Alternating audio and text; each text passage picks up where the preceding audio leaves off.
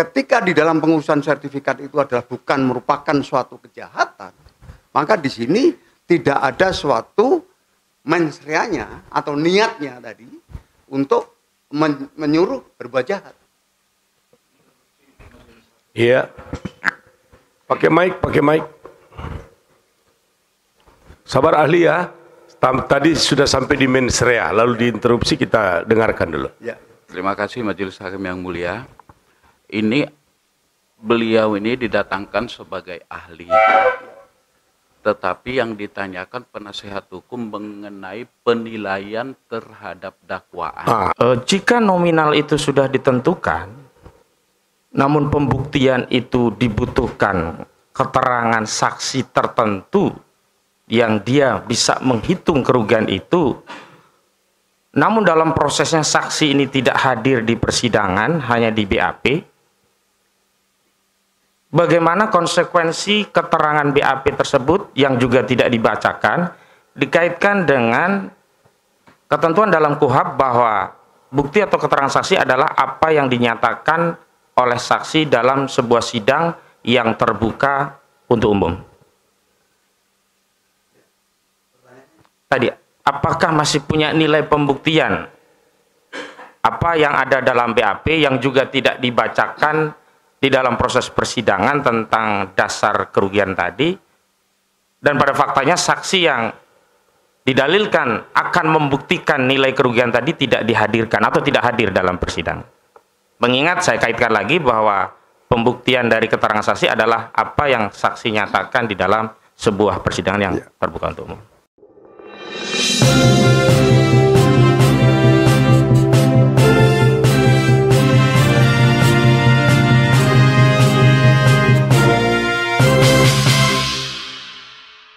PN Tipikor, ya, kemudian PT UN Surabaya, ya, dalam perkara izin pencabutan HO oleh Bupati, kemudian PT UN Jakarta Timur dalam perkara sengketa pengesahan yayasan, nggak perlu disebutkan lebih lanjut. Kemudian ada di PN Sidoarjo perkara pemalsuan surat, memberikan keterangan palsu dalam akte otentik atau menggunakan ijazah palsu. Nah, itu harus dibaca karena berkaitan gitu ya. Kemudian ada juga pra peradilan perkara PK tindak pidana penggelapan. Kemudian ada PN Lamongan dalam perkara menggunakan surat palsu atau akte palsu atau penadahan. Kemudian ada penggelapan penipuan, perkara kecelakaan kapal dan atau kapal tenggelam, ya, ini unik. Jadi iya. Kemudian dalam perkara memberikan keterangan palsu di bawah sumpah PN Kraksaan, ya, Probolinggo. Oke. Kemudian apa lagi ini? Tindak pidana narkotika dan masih banyak lagi yang tidak bisa saya sebutkan satu persatu. Kemudian sebagai ahli juga dalam gelar perkara pidana. Pada tingkat penyidikan Polri ada banyak ini di Mabes Polri, Polda Jatim dan jajaran, Polda Metro Jaya, Polda Kupang, Polda Bali dan lain-lain. Kemudian beberapa kali juga membuat pendapat hukum dan ada beberapa publikasi karya ilmiah. Antara lain telah terbit kurang lebih 15 buku referensi hukum yang dipublikasikan ber-ISBN yang tidak bisa saya sebutkan satu persatu. Ada di sini ya. Kemudian menulis jurnal-jurnal ilmiah yang dipublikasikan secara regional, nasional dan internasional. Kemudian beberapa buku monograf dan bahan ajar. Kemudian artikel yang dipublikasikan melalui seminar, lokakarya, rakor, workshop maupun BIMTEK yang tidak bisa disebutkan lagi, ya. Siap. Kurikulum vitae ini dapat dipinjam oleh penuntut umum, penasihat hukum jika dibutuhkan dalam kaitan dengan pertanyaan yang hendak diajukan. Sesuai dengan surat tugas dari Universitas Bhayangkara Surabaya, Fakultas Hukum, ya. Betul. Di sini ada surat tugas kami tunjukkan dari dekan pada tanggal 24 Juli 2025. Ya, penuntut umum. Oke. Ahli akan mendapatkan pertanyaan dari penasihat hukum rekan penasihat hukum terdakwa dan terdakwa, lalu penuntut umum, lalu majelis hakim. Dan akan ada kesempatan kedua, itu kesempatan terakhir, dengan catatan tidak mengulang pertanyaan yang sudah ditanyakan. Penasihat hukum, silahkan mengajukan pertanyaan secara bergantian otomatis. Baik. Mohon izin, ada rekan kami. Silakan.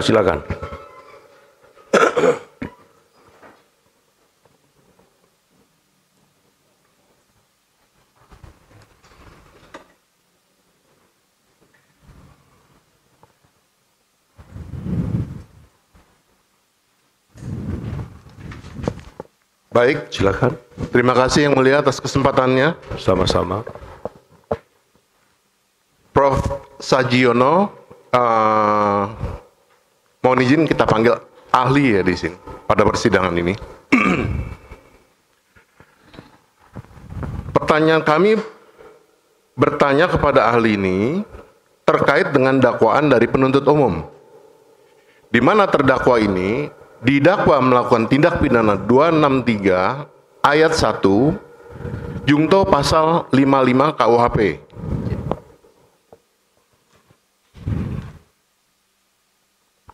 Pertanyaan kami, mohon izin saya bacakan pasal 55 ayat 1 KUHP. Silakan. Yang Mulia. Itu hak saudara. Dipidana dengan sebagai pembuat atau dader sesuatu perbuatan pidana ayat 1 ke 1, mereka yang melakukan, yang menyuruh melakukan dan turut serta melakukan perbuatan. Pertanyaan kami ahli, apakah menurut ahli bagaimana konstruksi dari pasal 55 KUHP ini? Izin Hakim yang Silakan. mulia, saya berusaha menjawab pertanyaan dari kuasa hukum terdakwa. Iya. Pasal 55 KUHP di sini ditanya ini adalah penyertaan dalam delik atau tidak pidana. Penyertaan dalam delik. Ya, penyertaan dalam delik. Dalam konsep penyertaan atau dalam bahasa Belandanya deelneming, di sini dirumuskan atau diformulasikan di dalam ayat 1 dan ayat 2. Substansi dari pasal 55 ayat 1 di sini memuat beberapa substansi, khususnya yang dirumuskan dalam ayat 1. Di sini dipidana sebagai pembuat delik adalah mereka yang melakukan, yang menyuruh melakukan, dan yang turut serta melakukan. Dari angka 1 ini ada 3 substansi yang masing-masing memiliki suatu unsur yang berbeda. Untuk yang pertama, yaitu dipidana sebagai pembuat delik adalah mereka yang melakukan. Di dalam bahasa Belandanya adalah plegernya. Pleger. Ya, sebagai plegernya. Nah, orang yang melakukan, mereka yang melakukan di sini dapat diinterpretasikan secara gramatikal maupun teologikal interpretasi bahwa ada suatu perbuatan konkret yang dilakukan oleh pelaku. Artinya pelaku nyata-nyata melakukan suatu perbuatan atau actus reus yang kemudian perbuatan itu disamakan dengan pembuat delik utama yang diatur dalam pasal pokoknya, bukan 55-nya. Kemudian yang substansi yang kedua dalam ayat 1 angka 1 adalah mereka yang menyuruh melakukan, yang dalam bahasa hukumnya disebut sebagai Dunpleger. Orang yang menyuruh melakukan di sini maknanya ada 2 subjek hukum yang melakukan suatu perbuatan, yaitu orang yang menyuruh dan orang yang disuruh. Kemudian terhadap orang yang menyuruh ini disamakan dengan orang yang melakukan atau pleger. Nah, tetapi terkait dengan orang yang disuruh akan dilihat dari suatu sifat perbuatan yang dilakukan. Kalau orang yang disuruh itu tidak melanggar hukum, maka tidak bisa dihukum. Kemudian apabila yang disuruh itu untuk melakukan perbuatan melawan hukum atau telek, maka akan dilihat bahwa ketika melakukan apa yang disuruhkan itu dengan terpaksa atau dengan tekanan tidak, atau dengan penuh kesadaran. Tetapi orang yang menyuruh juga tidak bisa serta-merta kategorikan atau dikualifikasi sebagai perbuatan melawan hukum. Dalam konteks pasal 55 ayat 1 angka 1, substansi menyuruh melakukan itu bahwa yang dimaksud suruhan atau yang diminta untuk dikerjakan atau dilakukan itu adalah untuk melawan hukum. Yang khususnya karena di dalam hukum untuk melakukan tindak pidana atau perbuatan pidana. Nah, ketika orang yang menyuruh untuk melakukan tindak pidana, tapi kemudian dilakukan oleh orang tidak sesuai apa yang menjadi substansi yang disuruhkan itu, ini pun orang yang menyuruh tidak bisa diminta pertanggungjawaban pidana. Jadi harus sesuai. Ilustrasinya, kalau disuruh untuk membunuh, tapi kemudian tidak membunuh, tetapi menganiaya, maka orang yang menyuruh tidak bisa diancam sanksi pembunuhan. Kemudian untuk substansi yang ketiga yaitu terkait dengan turut serta melakukan.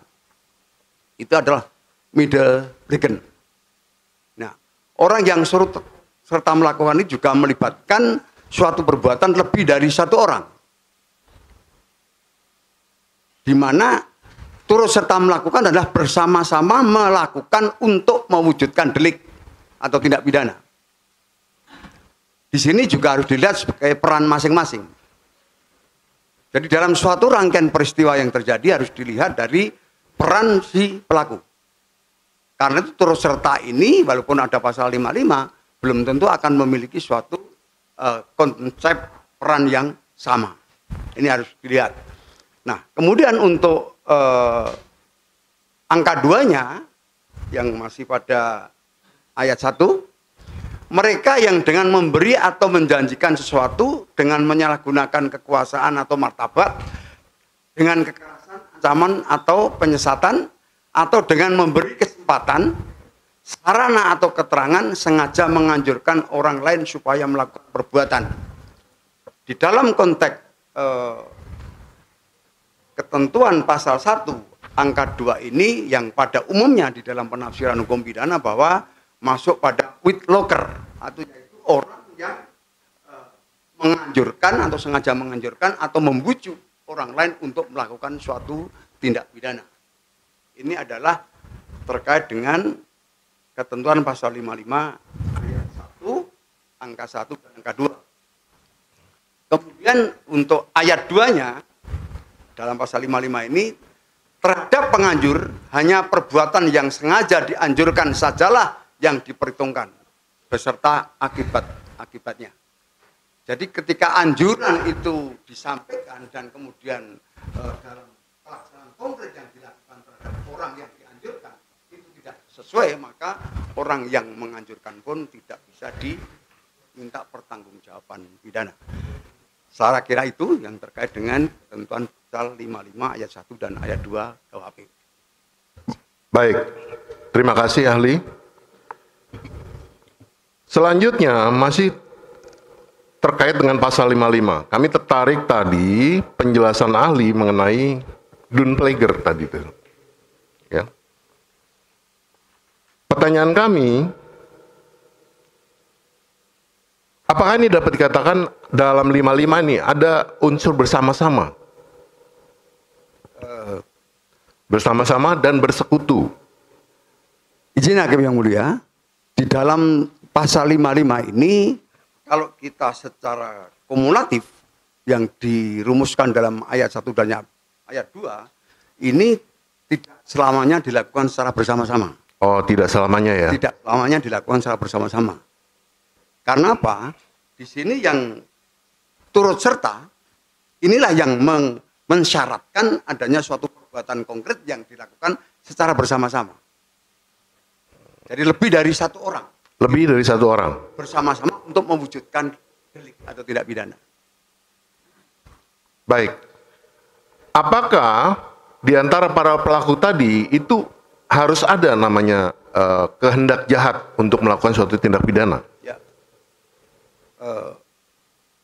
Syarat kehendak jahat atau niat kehendak jahat ini harus ada.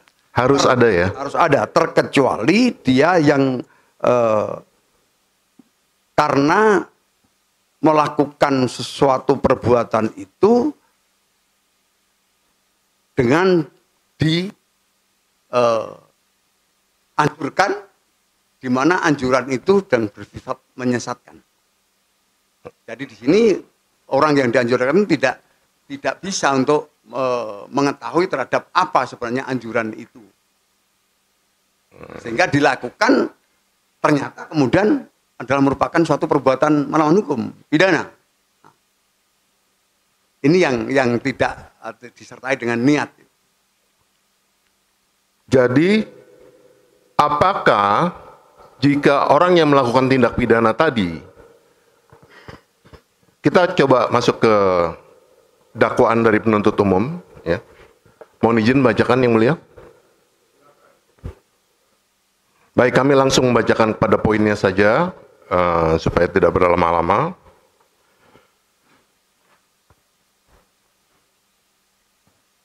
Izin saya bacakan ahli. Berawal pada 9 Februari 2023, terdakwa Charlie Chandra, anak dari Suminta Chandra, memberikan kuasa. Sekali lagi, memberikan kuasa kepada saksi Sukamto untuk mewakili terdakwa Charlie Chandra, anak dari Suminta Chandra, dalam pendaftaran balik nama dan pengambilan sertifikat hak milik. Bagaimana pendapat ahli mengenai ini? Apakah seorang memberikan kuasa dapat dikatakan mempunyai niat jahat? Izin hakim yang mulia. Silakan. Jadi kuasa ini memiliki suatu substansi.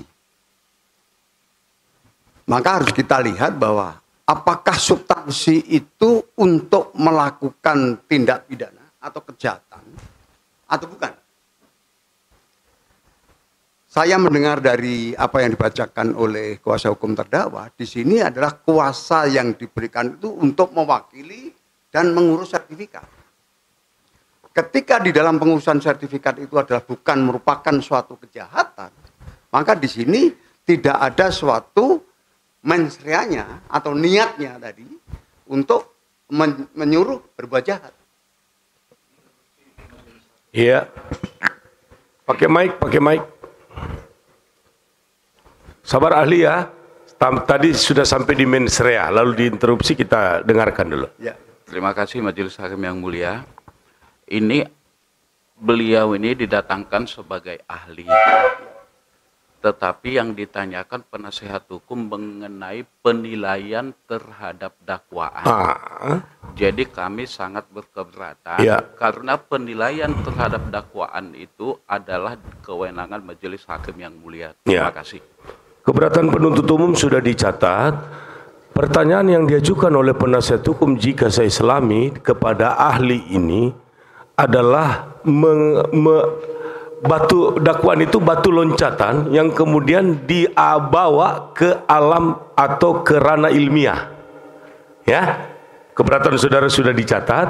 Pertanyaan tadi itu oleh penasihat hukum itu memang bertumpu pada dakwaan karena menyebut dakwaan itu yang ditafsirkan.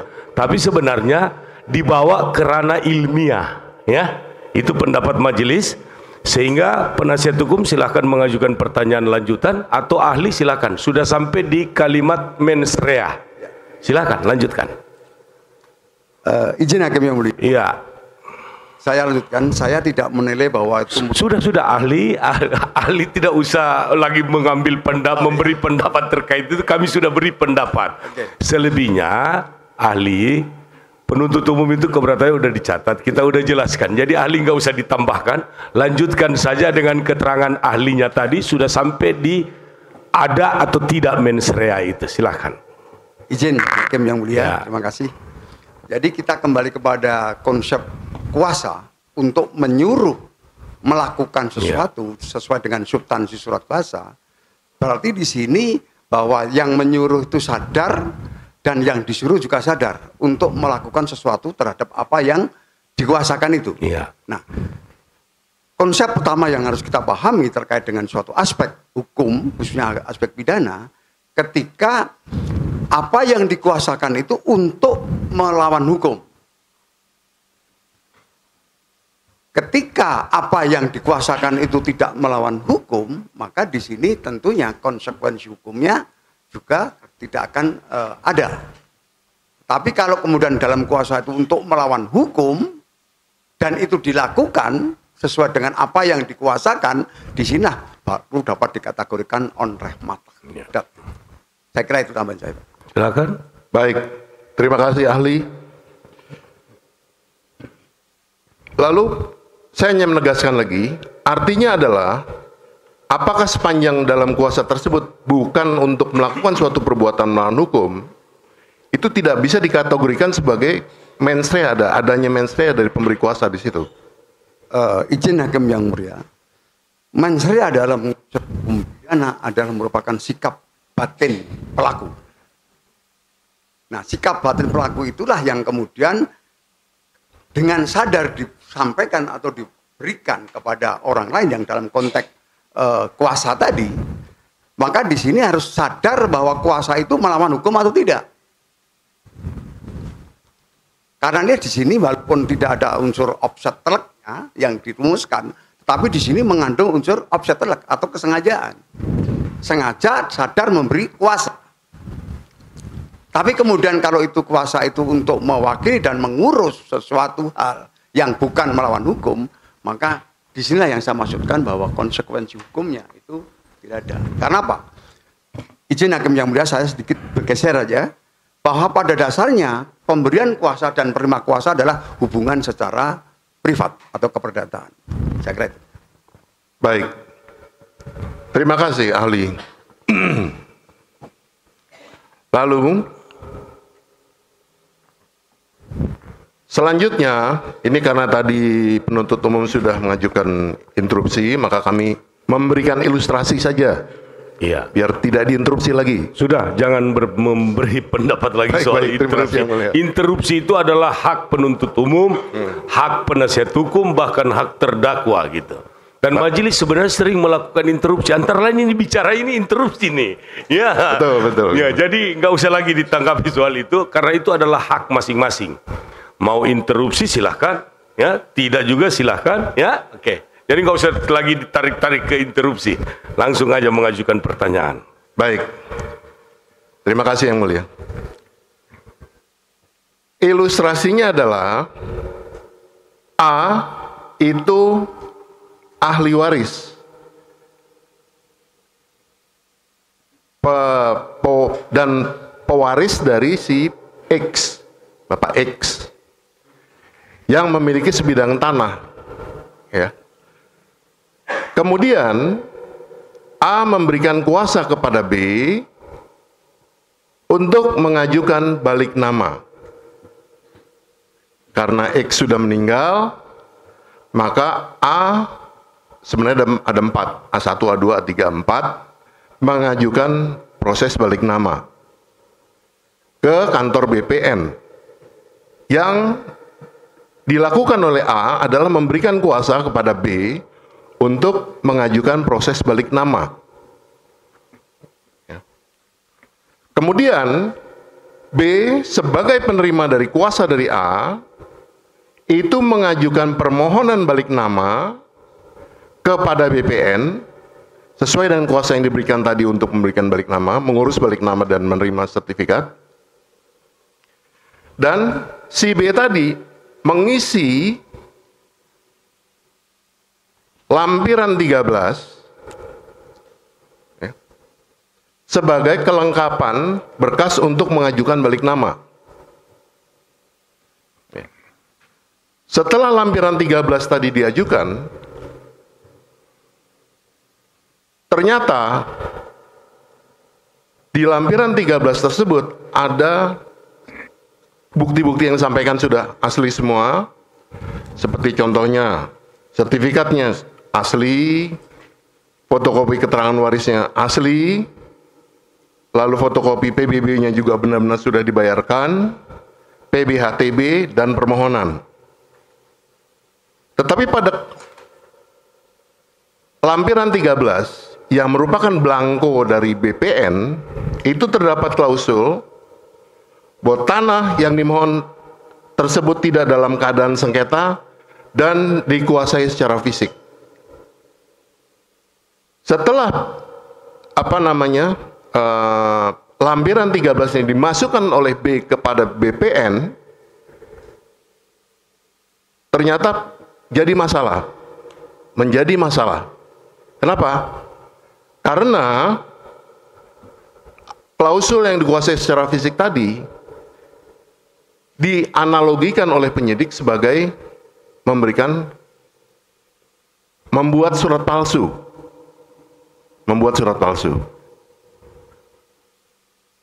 Kami mau tanya pendapat ahli tentang surat palsu. Pertanyaan kami adalah, apakah dalam pemeriksaan surat palsu tersebut harus ada dokumen pembandingnya? Harus ada. Izin Hakim yang mulia. Silakan, nggak perlu izin, Prof. Langsung. Saya kebetulan pernah menjadi penyidik. Iya, siap. Dalam kurikulum vitae saya ada. Ya. Jadi sebenarnya setiap hal yang dinyatakan palsu itu tidak selalu harus ada pembanding. Maka di dalam pasal 184 ayat 2 KUHP itu sesuatu yang telah jelas tidak perlu dibuktikan. Nah, maksud saya bahwa hal-hal yang harus dengan pembanding itu misalnya bentuk tanda tangan palsu. Kemudian ada stempel palsu. Pasti harus ada yang aslinya. Nah, dari apa yang diilustrasikan oleh kuasa hukum terdakwa, timbul suatu pertanyaan yang mungkin nanti saya juga minta jawaban dari kuasa hukum. Apakah di dalam proses melaksanakan kuasa untuk balik nama sertifikat terhadap apa yang dibuat dalam suatu pernyataan tadi itu adalah suatu form atau blanko yang harus diisi oleh pemohon, ataukah memang pernyataan itu dibuat secara langsung oleh pemohon? Ini akan memberikan suatu analisa dan mengkonstruksikan terhadap suatu perbuatan. Ini yang harus dijawab ya. Baik. Form lampiran 13 yang saya sampaikan ke ahli tadi itu berupa blanko. Ahli, adalah blanko yang kita dalam tanda kutip minta atau ambil dari BPN, itu bentuk baku. Pertanyaan kami, apakah mohon izin yang bisa ahli berkenan maju? Apakah blanko ini palsu atau tidak? Mari penuntut umum ditunjukkan blanko ya. Oh, ditunjukkan lampiran 13. Ini ahli bisa baca-baca. Boleh. Mau lihat sekarang? Ahli mau bawa ke situ. Oh, boleh. Ya, sambil mengajukan pertanyaan sambil duduk gitu. Begitu ya ahli ya? Baik, ya. Baik.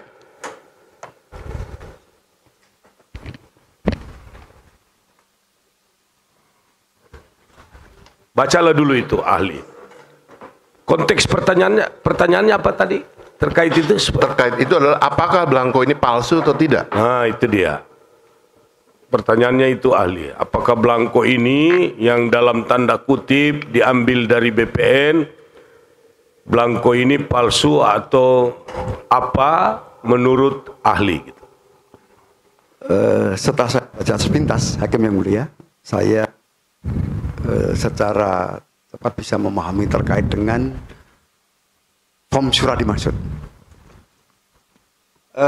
Saya tidak akan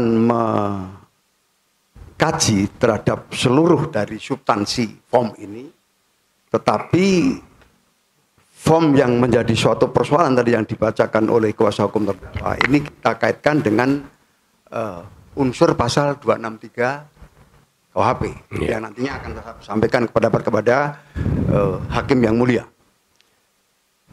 Di dalam format rumusan unsur ketentuan pasal 263 KUHP di sini memiliki dua konsep perbuatan. Dua perbuatan. Baik. Yang pertama adalah membuat surat palsu atau memalsukan surat. Dua konteks ini adalah berbeda, ya, yang sangat signifikan. Membuat surat palsu ini saya maknai bahwa sebelumnya tidak ada surat, tapi kemudian dibuat surat di mana surat itu seolah-olah benar adanya. Baik. Artinya apa? Pelaku membuat surat secara konkret, melakukan pembuatan surat secara konkret. Kemudian yang kedua adalah memalsukan surat. Memalsukan surat. Memalsukan surat. Baik. Ini menurut analisis dan pendapat saya bahwa memalsukan surat itu sebelumnya sudah ada surat, tapi kemudian surat itu dirubah, dikurangi, ditambah atau dihapus. Yang seolah-olah ini sesuai dengan yang sebenarnya. Ini memalsukan surat. Nah, kita kaitkan dengan surat ini yang tadi dikatakan oleh kuasa hukum terdakwa adalah berupa form. Form itu disediakan oleh pejabat yang berwenang untuk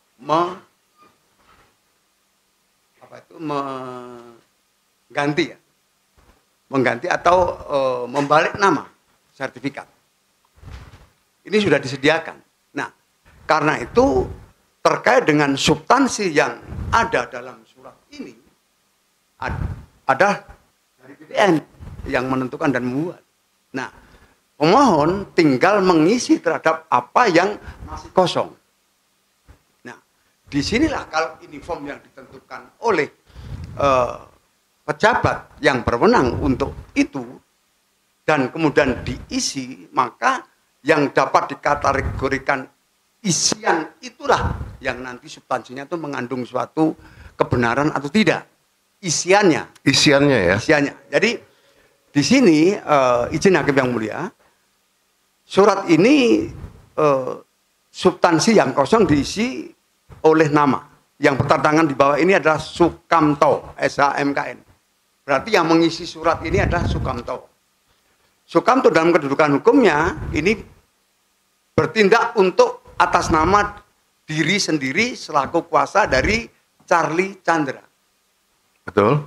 Berarti Sukamto itu mengisi belangko itu karena adanya kuasa dari Charlie Chandra. Nah, kuasanya bukan semata-mata mengisi belangko ini, tetapi untuk membalik nama sertifikat. Betul. Saya tidak tahu persis di kantor BPN Tangerang ini apakah ini menjadi syarat formal atau tidak, saya tidak tahu. Tetapi di sini yang jelas terhadap form ini yang mengisi adalah Sukamto. Ya.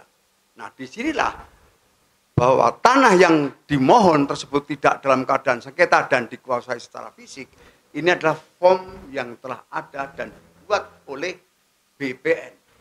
Artinya tidak diisi oleh saudara Sukamto. Baik. Ya. Karena itu kita tidak bisa kemudian menilai serta-merta bahwa kata-kata itu adalah suatu niat atau pernyataan yang dibuat oleh Sukamto. Baik. Ya. Artinya apa? Bahwa terkait dengan sifat palsunya surat ini bukan kemudian menjadi kehendak atau diasumsikan atau dianalogikan menjadi kehendak Sukamto. Terlebih lagi Sukamto menerima kuasa dari Charlie Chandra untuk balik nama. Bukan untuk mengesahkan terhadap pernyataan ini. Saya kira jawaban singkat saya. Baik. Cukup jelas. Nah, boleh langsung ke situ aja, Prof. Ya. Jadi kita lebih spesifik kepada memalsukan surat, bukan membuat surat palsu ya.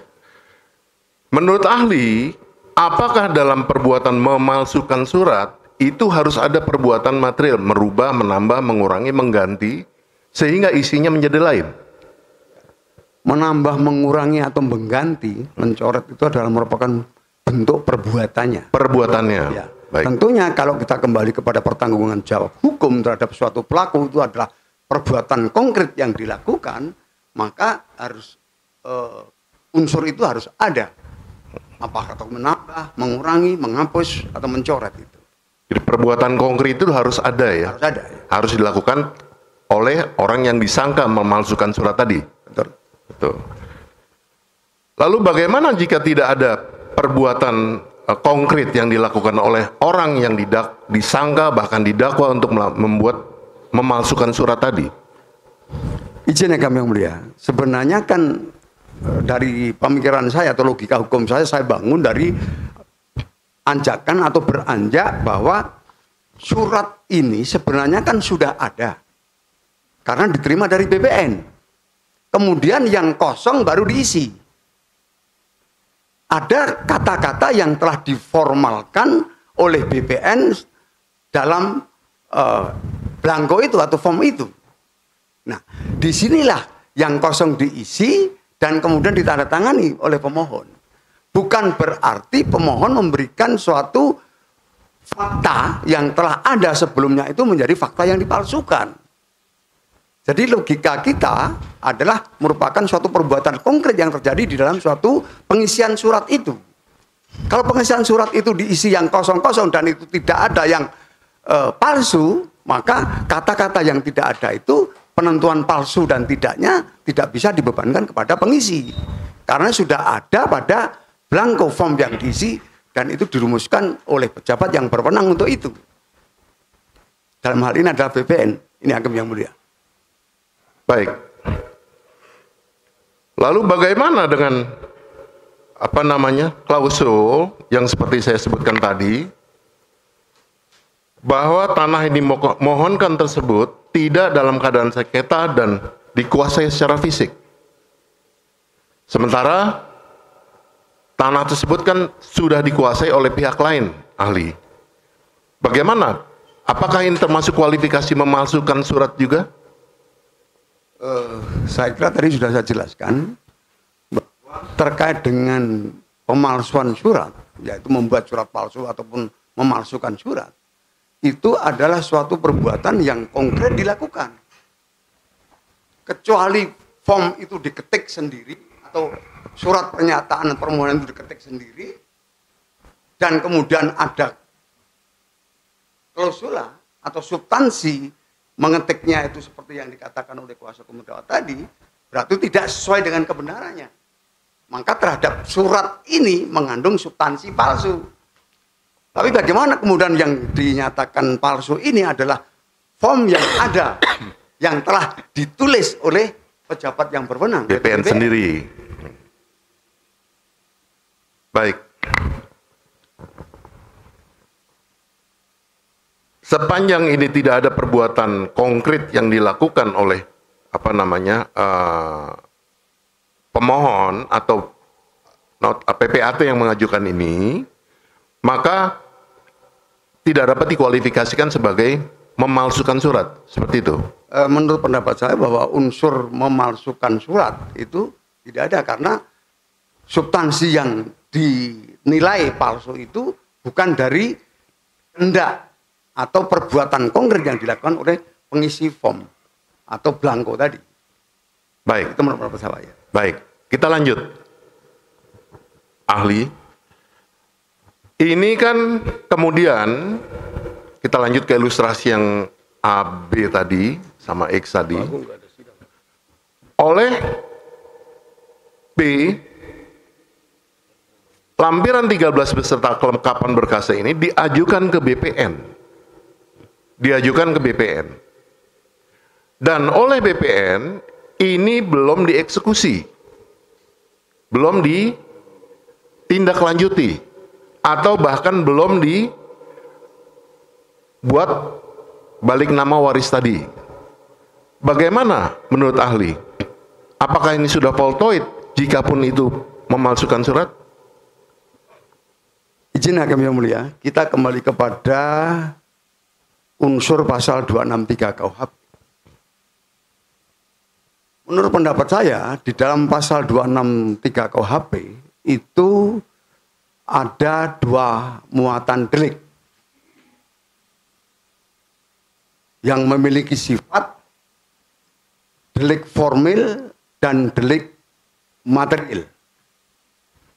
Baik. Jadi semua unsur norma yang mengancam sanksi pidana dalam KUHP ini semua ada muatan delik yang bersifat formil. Yaitu memiliki sifat delik formil. Semuanya. Tetapi kemudian ada yang memiliki sifat delik material. Sehingga di dalam norma hukum KUHP ini ada delik yang formil dan material sifatnya, dan ada yang delik formil saja. Delik formil adalah merupakan suatu tindak pidana yang penekanannya pada perbuatannya yang dilarang. Kalau ini 263 adalah perbuatan konkret yang dilarang. Memalsu atau membuat surat palsu atau memalsukan surat itu dilarang. Dan kemudian di pasal 263 ini memiliki juga sifat delik materialnya, yaitu akibat yang dilarang terhadap perbuatan yang dilakukan. Jadi akibat yang timbul dari perbuatan memalsu surat atau membuat surat palsu itulah yang dilarang.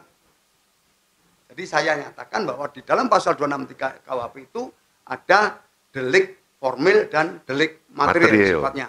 Nah, terkait dengan ilustrasi yang disampaikan oleh kuasa hukum terdakwa, bahwa terkait dengan pengurusan yang tidak dieksekusi oleh BPN itu berarti perbuatan itu belum selesai.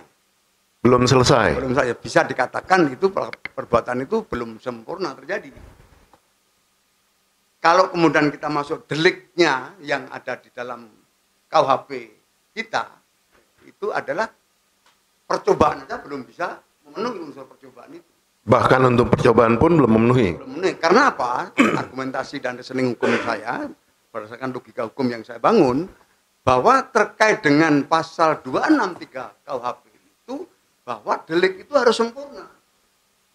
Ada perbuatan konkret membuat surat palsu, dan atau memalsukan surat yang kemudian ada menimbulkan hak dan digunakan sebagai bukti dan lain sebagainya, jika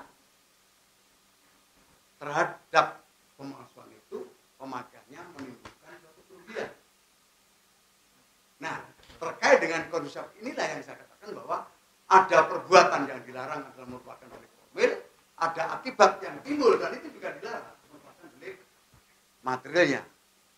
Jadi karena perbuatan itu belum sampai pada titik sempurna yang dilakukan BPN karena tidak dieksekusi tadi, maka ini belum bisa dikualifikasi sampai delik yang sempurna. Menurut saya masih prematur menurut saya itu. Belum voltoid begitu ya? Ya, belum. Baik. Belum voltoid. Baik. Terima kasih ahli. Nah, kembali tadi kepada lampiran 13, ya. Seperti yang ahli jelaskan tadi, di dalam ketentuan KUHP pasal 263 ayat 1, mohon izin membacakan yang mulia. Ayat 1, barang siapa membuat secara tidak benar atau memalsu surat yang dapat menimbulkan suatu hak, perikatan atau pembebasan utang, atau yang diperuntukkan sebagai bukti dari sesuatu hal dengan maksud untuk memakai atau menyuruh orang lain pakai surat tersebut seolah-olah isinya benar dan tidak dipalsu, diancam dengan pidana pemakaian jika pemakaian tersebut dapat menimbulkan kerugian karena pemalsuan surat dengan pidana penjara paling lama 6 tahun. Pertanyaan kami, ahli, apakah lampiran 13 yang kita maksud tadi itu termasuk kualifikasi sebagai surat yang dapat menimbulkan hak, perikatan atau pembebasan utang, atau yang diperuntukkan sebagai bukti dari suatu hal. Demikian pertanyaan kami, ahli. Izin Hakim yang mulia, pertanyaan kuasa hukum terdakwa dan ilustrasi yang disampaikan jika kita kaitkan dengan unsur hukum yang dirumuskan dalam pasal 263 ayat 1 KUHP, khususnya yang timbul dari suatu perbuatan membuat surat palsu atau memalsukan surat itu dapat menimbulkan sesuatu hak, perikatan dan lain sebagainya. Dari unsur alternatif ini ya, dan dikaitkan dengan ilustrasi untuk mengurus balik nama tadi karena belum dieksekusi oleh BPN, maka di sini terkait dengan surat yang dapat menimbulkan sesuatu hak, ya, itu adalah merupakan suatu unsurnya. Kemudian yang kedua adalah sebagai bukti daripada sesuatu hal dimaksud. Jadi artinya terkait dengan hal yang harus timbul secara nyata, ada suatu hak yang akan menjadi dari ada menjadi tidak ada atau dari tidak ada menjadi ada. Itu. Kemudian yang kedua sebagai bukti daripada sesuatu hal. Ini unsur perbuatan yang dilarang timbulnya yang pertama. Tapi kemudian juga ada delik bersifat materialnya jika pemakaian tersebut dapat menimbulkan kerugian. Jadi harus ada kerugian yang konkret, nyata terkait dengan perbuatan membuat surat palsu ataupun memalsukan surat itu. Itu menurut analisis dan pendapat hukum saya. Jadi menurut ahli, karena tadi belum voltoid, belum dilaksanakan, maka tidak termasuk dalam surat yang menimbulkan hak, perikatan, atau pembebasan utang, seperti itu ya?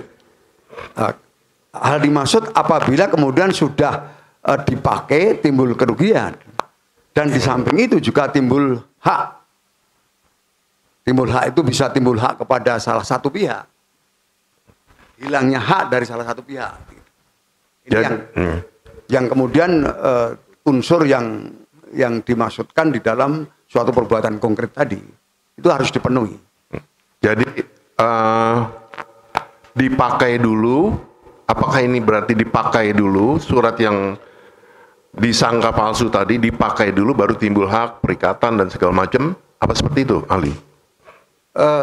Kalau kita menggunakan interpretasi gramatikal bahwa terkait dengan unsur pasal 263 KUHP ayat 1 ini harus apa yang dikualifikasi membuat surat palsu atau memalsukan surat itu harus dipakai.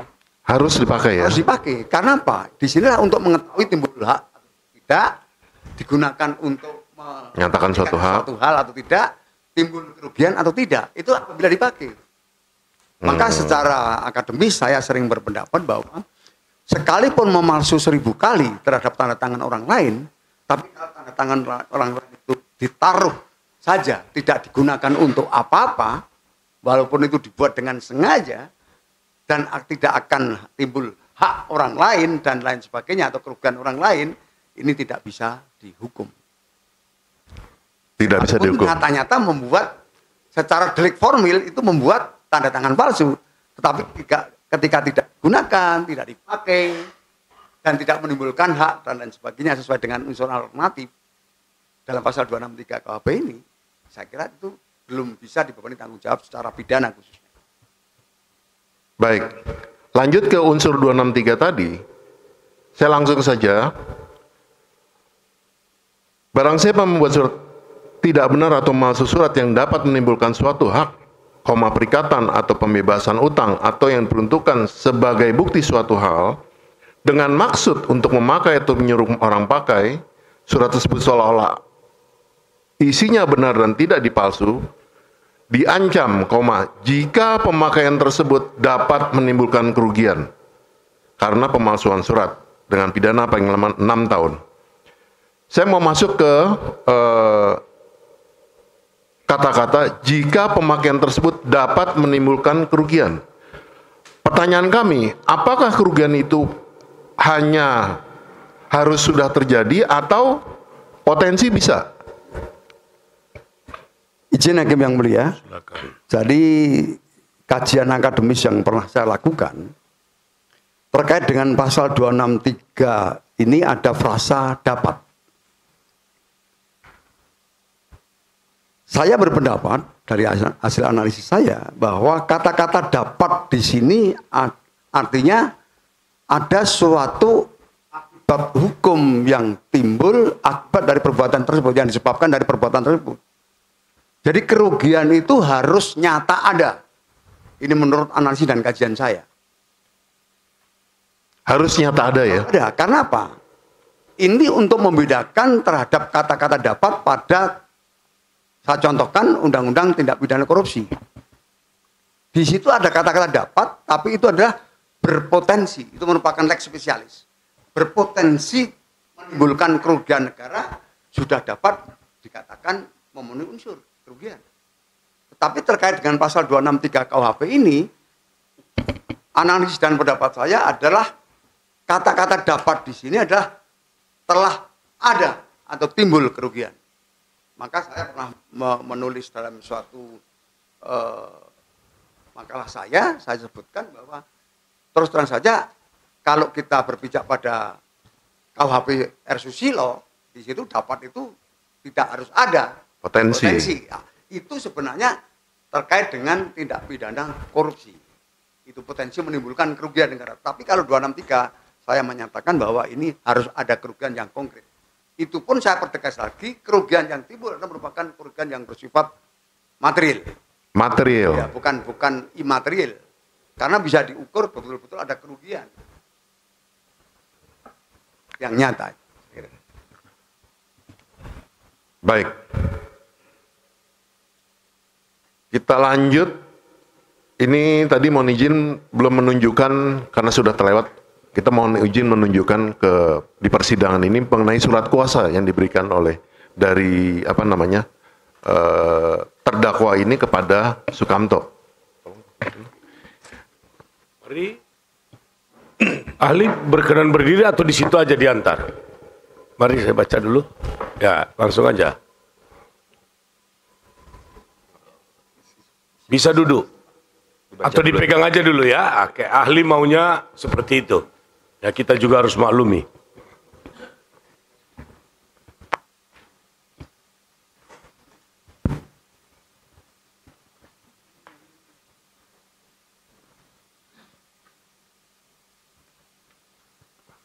Ya, betul ya.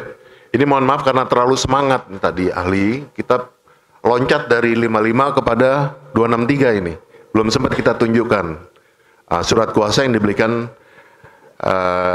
dari A ke B tadi. Gitu ya.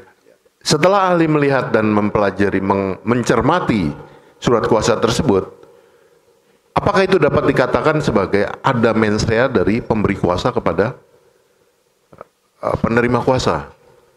Izin Hakim yang mulia, sebenarnya tadi sudah saya jawab pada saat saya menganalisis terkait dengan form tentang isian tadi. Jadi isian itu kan atas dasar surat kuasa ini. Betul. Jadi isian dilakukan oleh saudara Sukamto atas dasar surat kuasa yang diberikan oleh saudara Charlie Chandra.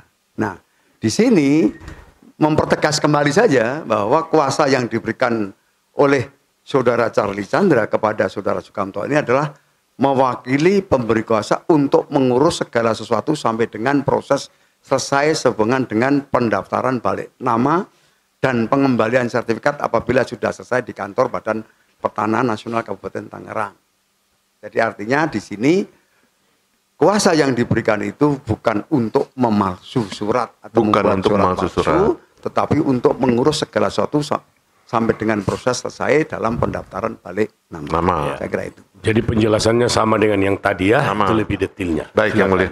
Mohon izin dilanjutkan yang mulia. Silakan. Ahli nggak perlu air minum. Saya dengar suara sudah agak berubah. Sebentar lagi, saya minta izin ketua majelis nanti. Iya. Kalau ada butuh air nggak apa-apa, mau diambilkan. Ada. Ya karena ini tanggung jawab penasihat hukum, ya bukan tanggung jawab penuntut umum, apalagi kami. Diperiksa dulu Pak, itu apa balik ya, oke. Gitu. Ya. Enggak, bukan. Kalau dia sudah bocor, itu berarti ada ya. Ya silakan.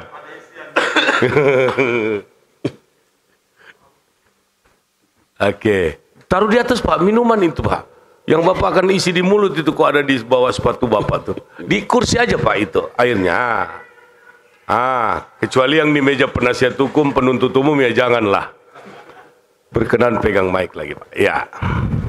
Baik, silakan. Hakim yang mulia, mohon izin saudara ahli, ada beberapa hal yang ingin saya tanyakan terkait dengan adanya suatu putusan perkara pidana, di mana dalam putusan perkara pidana itu terbukti ada pemalsuan cap jempol pada AJB.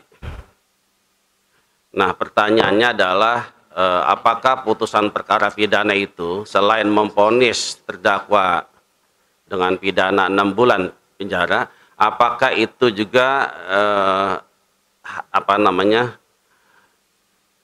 AJB dan berikut turunannya itu kemudian dinyatakan cacat hukum? Diulang lagi. Baik, ini ada perkara pidana, ya. Kemudian dalam putusannya menyatakan bahwa terdakwa telah terbukti melakukan pemalsuan cap jempol pada AJB, gitu ya.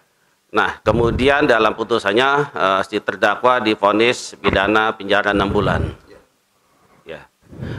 Pertanyaan saya, apakah dalam perkara pidana itu juga serta-merta bahwa AJB itu dianggap cacat hukum? Izin Hakim yang mulia, kita kembali kepada suatu kompetensi peradilan pidana dan peradilan perdata. Karena yang ditanyakan itu ada dua konsep kompetensi peradilan. Ya. Terkait dengan peradilan pidana, ini sebenarnya menguji terhadap suatu kebenaran secara material bahwa ada suatu peristiwa pidana itu benar-benar terjadi dan terdakwalah sebagai pelaku atau bukan pelaku dari suatu peristiwa itu. Ketika di dalam proses peradilan pidana terbukti bahwa dakwa itu adalah sebagai pelaku, maka perbuatan pelaku itulah yang dihukum karena telah melakukan suatu tindak pidana. Nah, terkait dengan hal-hal lain, ini tidak kemudian di dalam ranah peradilan pidana itu akan menjadikan suatu keadaan pada hukum lain itu menjadi suatu hal yang hapus atau gugur. Ini dalam konsep umumnya. Nah, terkait dengan tadi dinyatakan bahwa ada suatu cap jempol yang palsu, kemudian itu terbukti bersalah, ya, dan dihukum pidana penjara 6 bulan, maka disinilah cap jempol palsunya itu yang dinanyakan perbuatan dilakukan oleh terdakwa sehingga diberi sanksi hukuman penjara. Nah, tapi bagaimana kemudian yang mengkait terhadap suatu konsep perdata? Menurut pendapat saya dan pengalaman saya sebagai ahli bahwa ini tidak bisa serta-merta langsung gugur begitu saja atau hapus begitu saja. Karena apa? Terhadap suatu produk hukum yang dikeluarkan instansi pemerintah yang di dalam konsep kewenangannya, di situ asas presumptio justae causa atau vermoeden van rechtmatigheid, yang dalam bahasa Indonesia praduga sah terhadap produk hukum yang dibuat oleh pejabat yang berwenang itu dianggap sah sebelum itu dibatalkan oleh satu adalah pejabat yang menerbitkan, mengeluarkan atau memproduk dari hukum itu, dan yang kedua adalah dibatalkan oleh pengadilan yang berkompetensi terkait dengan produk hukum dimaksud. Itu reasoning dan argumentasi saya terkait kenapa tidak serta-merta putusan pidana yang menghukum terhadap perbuatan itu memiliki aspek konsekuensi hukum terhadap produk-produk yang lain yang tidak harus dalam konsep pidana. Saya kira itu. Baik, terima kasih penjelasannya Saudara Ahli. Jadi intinya tidak serta-merta ya menghapus produk yang dikeluarkan oleh pejabat yang berwenang. Lalu kalau demikian maka produk-produk turunannya juga menjadi tetap sah begitu kira-kira. Sebelum ada putusan perkara pengadilan yang berwenang untuk itu dan ada pejabat yang mengeluarkan itu kira-kira. Ya. Izin yang kami mulia, sebenarnya bicara tentang turunan terkait produk itu ada suatu asas di dalam teori hukum kita itu yang disebut ex falso polibet. Ya. Asas ex falso polibet itu artinya terhadap suatu produk yang cacat hukum, maka ketika ini dijadikan dasar, turunan-turunan produk itu akan menjadi cacat pula. Ini asas ex falso polibet itu sebenarnya begitu. Nah, tetapi berbeda kalau produk hukum yang dikeluarkan yang dianggap sah, ya, dan telah memiliki kekuatan hukum tetap, tapi kemudian itu tidak dibatalkan oleh pengadilan yang berkompetensi terkait dengan produk ini, ataupun dibatalkan oleh atau dicabut oleh pejabat yang mengeluarkan produk ini, maka ini asas presumptio justae causa atau vermoeden van remate. Baik. Ya. Oke, baik, saya lanjutkan Saudara Ahli. Kemudian ada yang mengajukan gugatan perdata ke pengadilan terkait mengenai AJB yang tadi saya uraikan tersebut. Lalu dalam putusan perkara pidana yang sudah berkekuatan hukum tetap bahwa tetap AJB itu dinyatakan sah dan perkara pidana yang menyatakan cap jempol palsu itu dikesampingkan dalam perkara perdata. Apakah memang seperti itu konstruksi hukum yang dibangun oleh hakim? Izin Hakim yang mulia, jadi terkait dengan konsep produk yang dikeluarkan oleh pejabat yang berwenang, seperti AJB adalah kewenangan dari pejabat notaris atau PAT. Nah, ini adalah produk hukum. Di dalam membuat akte jual beli, di sini adalah merupakan suatu kewenangan dari seorang notaris atau PPAT. Nah, ketika PPAT itu tidak membatalkan atau tidak ada pengadilan perdata yang kemudian membatalkan atau mencabut tentang PPAT itu karena dinyatakan cacat yuridis, maka disinilah tetap akan memiliki suatu kekuatan mengikat. Karena itu ketika ada pengadilan lain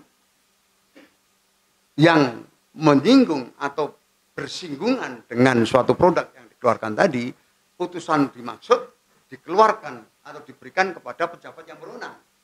Sehingga nanti pejabat yang berwenang akan mengambil suatu tindakan berdasarkan putusan pengadilan yang lain yang tidak memiliki kompetensi untuk membatalkan tadi. Untuk meninjau kembali ataupun mengambil langkah-langkah hukum yang sesuai dengan suatu kewenangannya. Saya kira itu. Baik, saya lanjutkan. Ya, tadi terkait dengan putusan perkara perdata. Kalau perkara perdata kan ada para pihak, ada penggugat dan tergugat. Nah, pertanyaannya apakah putusan perkara perdata itu mengikat bagi mereka yang berperkara atau mengikat secara umum untuk seluruh masyarakat, termasuk juga aparat penegak hukum? Kalau kita menganalisis terkait dengan perdata itu nanti saya terlalu jauh. Oke, baik. Saya tidak. Ya, walaupun saya tahu saat sudah ini itu bukan ini. Ya. Ahli sudah menjawab. Iya. Baik. Oke, mohon maaf. Kemudian pertanyaan yang lain ya, terkait dengan ada suatu peristiwa hukum di mana ada penguasaan secara fisik oleh sekelompok orang tanpa adanya alat bukti yang kuat terkait dengan kepemilikan tanah itu. Apakah itu dianggap bahwa dia dianggap menguasai secara fisik menurut hukum?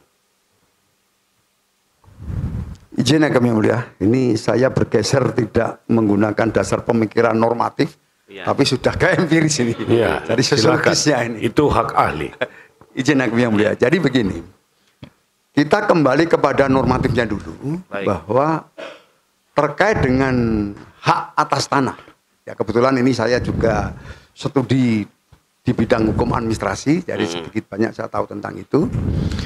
Terkait dengan hak atas tanah ini, suatu tanah akan dinilai penguasaannya itu rahmat atau sah ketika didasari oleh dokumen pendukung terhadap tanah dimaksud. Artinya apa? Dokumen pendukung itu ya sejak kita beranjak dari Undang-Undang Pokok Agraria sampai dengan sekarang PP nomor 24 tahun 1997 tentang pendaftaran tanah, tentunya harus memiliki suatu bukti surat. Ya. Bukti surat. Itu sebagai dasar yuridisnya. Jika kemudian bukti surat itu tidak dimiliki, maka akan dinilai dari suatu penguasaan tanah secara fisik. Karena itu kalau sudah punya bukti surat, walaupun tidak menguasai tanahnya, itu tidak bisa dikatakan itu bukan pemiliknya. Sepanjang dokumen itu sudah dimiliki, maka disinilah tanah itu akan tetap secara yuridis menjadi miliknya. Yang sekarang ini ada isu terakhir bahwa tanah-tanah yang ditelantarkan akan dikuasai negara, kan itu. Ya. Nah, ini artinya apa? Tanah yang ditelantarkan itu tetap miliknya orang yang memiliki dokumen. Tetapi karena tidak dimanfaatkan dengan baik, inilah kebijakan pemerintah akan diambil alih. Ini isu terakhir itu. Nah, terkait dengan apa yang saya katakan atau sampaikan pendapat tadi, bahwa dokumen itulah yang sebagai dasar utama sebagai bukti pemilikan hak atas tanah. Dokumen itu ada yang dalam bentuk sertifikat, ada yang kemudian bentuk petok D. Tapi saya menyatakan bahwa petok D itu yang dikeluarkan sebelum tahun 60. Itu petok D. Karena apa? Dalam PP nomor 10 tahun 61 itu kemudian sampai dengan 80 itu harus disertifikatkan. Jadi bukti pemilihan tanah yang utama adalah sertifikat. Ya, terakhir Saudara Ahli sebelum nanti ke rekan-rekan yang lain. Kalau dia melakukan penguasaan secara fisik tanpa alat pendukung resmi, surat-surat resmi, maka apakah itu dianggap sebagai bagian dari tindak pidana penyerobotan lahan? Saya tidak bisa mengatakan itu penyerobotan tanah atau tidak. Atau memasuki pekarangan orang lain mungkin. Tetapi ketika menguasai tanah tanpa dokumen apapun, ya dikaitkan dengan pendapat saya yang awal tadi, bahwa di sini tentunya penguasaan itu menjadi onrah matah. Kalau kemudian itu ada unsur pidananya, ya benar telah. Ya. Baik, cukup. Nanti kita silakan. Izin melanjutkan yang mulia. Ya. Saudara ahli, kami ingin menyoroti terkait harus adanya kerugian tadi yang ahli katakan di pasal 263 ayat 1. Apakah itu memang harus dibuktikan ada tidaknya kerugian di dalam pemenuhan unsur pasal 263 ayat 1 tadi? Ya. Izin yang mulia, kita kembali kepada rumusan unsur hukum dalam pasal 263 KUHP ayat 1. Jadi maupun ayat 2 ya. Bahwa di situ bahwa dari pemakaian surat yang dikualifikasi palsu tersebut menimbulkan kerugian baru dikatakan pemalsuan surat. Baik. Jadi kalau tidak menimbulkan kerugian tidak dapat dikualifikasi memalsukan, karena itu delik material yang juga harus dibuktikan. Harus dibuktikan. Ya. Nah, kalau kemudian di dalam suatu dakwaan itu diuraikan perihal adanya satu kerugian terhadap suatu dugaan tindak pidana pemalsuan. Artinya, jaksa dalam hal ini harus juga membuktikan nilai dari kerugian itu sendiri. Ya, betul. Betul. Itu harus konkret juga nilainya. Jadi terhadap apa nilai kerugian yang didakwakan itu harus dibuktikan bahwa betul-betul ada kerugian. Ya, maksud kami apakah bisa nilai kerugian itu dengan menggunakan asumsi kira-kira seperti itu? Izin Hakim yang mulia, ini di dalam penerapan hukum pidana ini memang asumsi, anggapan ya, atau analogi itu dilarang dengan tegas. Dilarang. Jadi larangan itu dari mana kita bersumber? Dari asas legalitas. Jadi dalam penegakan hukum pidana itu ada berpedoman pada asas legalitas. Baik. Ya, dari asas legalitas itu ada 4 muatan itu sebenarnya. Dalam teori hukum pidana ada 4 muatan. Yang pertama bahwa terkait dengan hukum pidana ini itu tidak berlaku surut. Ini muatan asas legalitas. Artinya non retroaktif. Maka kemudian di dalam hukum pidana lahir nullum delictum nulla puna ini brevet penali. Ya, brevet penali. Artinya ini tidak boleh surut. Kemudian yang kedua, bahwa hukum pidana itu harus tertulis, lex scripta. Harus tertulis. Jadi tidak ada hukum kebiasaan itu kemudian digunakan penerapan di hukum pidana, khususnya di negara civil system. Dan yang kemudian yang ketiga, hukum pidana itu harus lex serta, harus jelas. Harus jelas. Nah, dan yang terakhir, hukum pidana harus lex stricta. Yang saya soroti adalah lex stricta. Bahwa di dalam hukum pidana tidak boleh ditafsirkan ya, dengan menggunakan analogi. Tidak boleh menggunakan anggapan, tidak boleh menggunakan suatu asumsi. Artinya apa? Disinilah di dalam penerapan hukum pidana dengan konsep lex stricta itu harus tegas. Bahwa ada bukti-bukti yang mendukung kuat dan meyakinkan bagi hakim bahwa terdakwanya terbukti bersalah. Maka di dalam putusannya tidak dianggap bersalah, tetapi terbukti bersalah. Ini yang saya. Jadi artinya apa? Tidak bisa kemudian di dalam penerapan hukum itu diasumsikan, dianalogikan ataupun dianggap. Dan hal ini berlanjut pada Undang-Undang Nomor 1 Tahun 2023 yang nanti bulan Januari 2026 berlaku. Di situ jelas dilarang analogi. Ya. Baik. Saya kira itu. Iya. Jadi kembali lagi terkait masalah kerugian tadi, artinya harus konkret dan dapat dibuktikan. Nah, bagaimana apabila terhadap nilai kerugian itu ternyata berbeda-beda nilainya, baik di dalam keterangan salah satu saksi maupun yang diuraikan di dalam dakwaan berbeda-beda. Nah, apakah itu bisa dikatakan konkret? Kami analogikan begini. Jadi di dalam satu dakwaan dikatakan bahwa akibat dari perbuatan itu korban telah dirugikan senilai 270 juta atau setidak-tidaknya lebih dari 2.500.000. Jadi satunya 270 juta atau setidak-tidaknya lebih dari 2.500.000. Sementara di dalam pengakuan saksi yang diajukan oleh korban, dalam hal ini korban sendiri, itu malah menyatakan kerugiannya 270 miliar. Nah, apakah yang seperti ini yang dimaksudkan konkret tadi nilai kerugiannya? Silakan Ali. Izin Hakim yang mulia, saya tidak mengesampingkan terhadap apa yang disampaikan oleh jaksa di dalam dakwaan.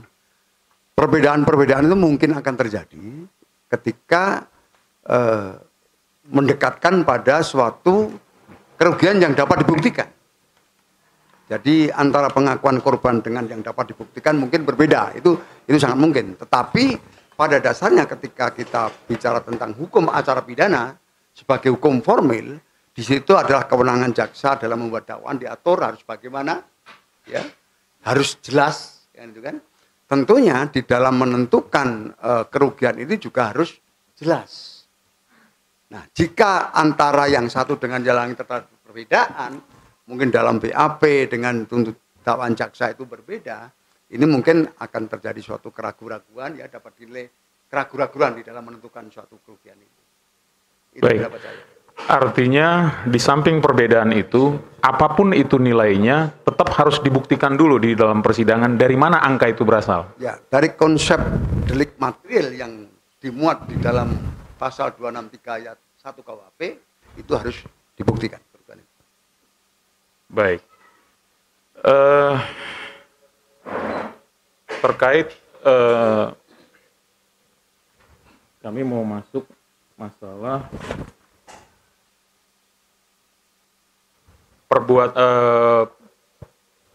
perbuatan konkret yang tadi ahli maksudkan dalam pasal 263 tadi. Artinya harus ada pemahaman juga bahwa ada kesalahan di sana, kemudian pada saat dilakukan pemberian kuasa, maksud kami begini, dalam pemenuhan suatu perbuatan yang dikatakan perbuatan konkret itu benar-benar si terdakwa itu harus melakukan, atau apakah pada saat itu dilakukan oleh si penerima kuasa, dia otomatis juga ikut, bisa dikatakan terlibat dalam hal ini. Kaitannya dengan pasal 55 tadi. Izin yang mulia, yang saya maksud perbuatan konkret itu adalah perbuatan nyata yang dilakukan. Jadi nyata-nyata dilakukan perbuatan itu. Ini namanya konkret. Misalnya dalam unsur pencurian ya nyata-nyata mengambil. Nyata-nyata mengambil. Hanya pengambilan itu menggunakan alat atau tidak. Tapi nyata-nyata mengambil.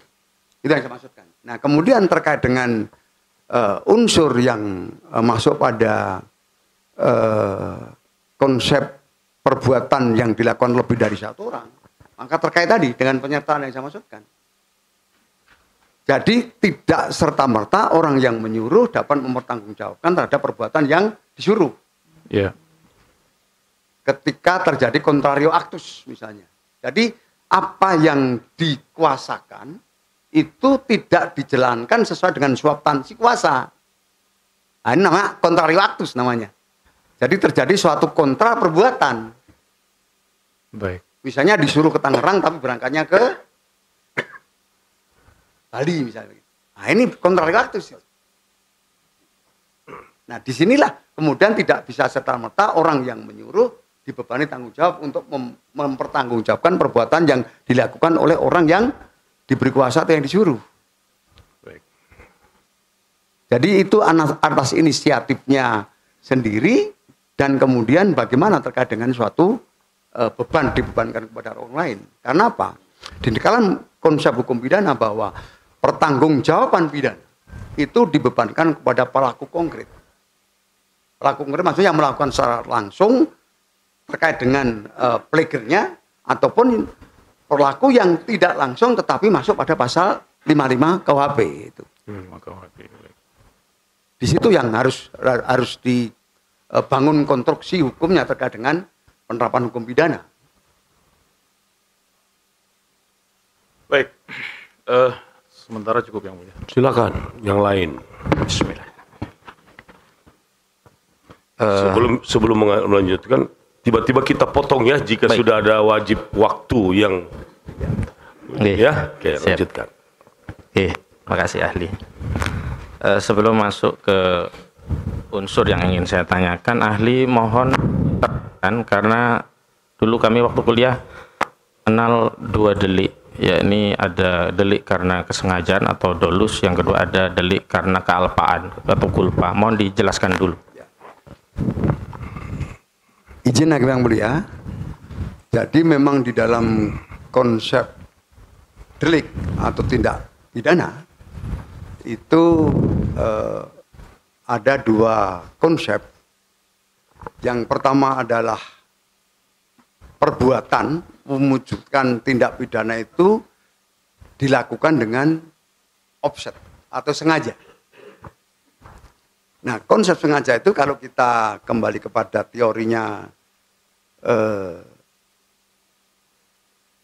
Memory van Twisting, bahwa di sini perbuatan itu dilakukan dengan sadar, kemudian dikendaki, dan terhadap akibat hukum pun itu dimengerti dan dimaksudkan. Ini adalah offset atau juga disebut sebagai offset relax. Jadi di sini yang dimaksud dengan sengaja. Jadi ada suatu niat untuk berbuat dengan sadar atau dikendaki, serta akibat yang timbul pun diketahui atau dimengerti.